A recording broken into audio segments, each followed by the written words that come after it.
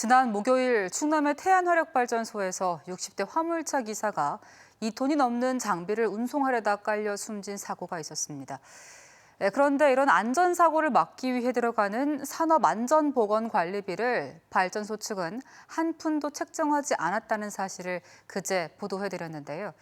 더 취재를 해보니 숨진 화물차 기사는 근로계약서도 없이 현장에 투입됐던 것으로 드러났습니다. 김태욱 기자 단독 취재입니다. 화물칸에 실린 철제 스크루를 끈으로 묶다가 사고를 당한 화물차 기사 이모 씨.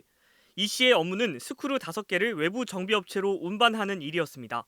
그런데 지게차를 이용해 스크루를 화물차에 싣는 동안 이 씨는 자신의 업무가 아닌 신호수 역할까지 해야 했습니다. 화물을 적재할 때 안전하게 작업할 수 있도록 수신호 등으로 작업 과정을 안내하는 역할인데 원래는 산업안전보건관리비를 책정해 별도의 인력을 채용해야 합니다. 하지만 한국서부발전은 계획 단계부터 이 안전 예산을 아예 책정하지 않았습니다. 외부 정비업체와 체결한 1억 2천만 원짜리 공사 계약서에도 해당 없음. 안전관리비가 0원으로 한 푼도 없다 보니 운전만 하면 되는 화물차 기사에게 신호수 역할까지 맡긴 겁니다. 산업안전 관리자를 둔다든지 신호수를 배치한다든지 이런 용도로 사용하게 되어 있는데 화물 노동자들이 그 역할을 대신하는 것으로 하면서 이 사고가 발생을 한 거거든요.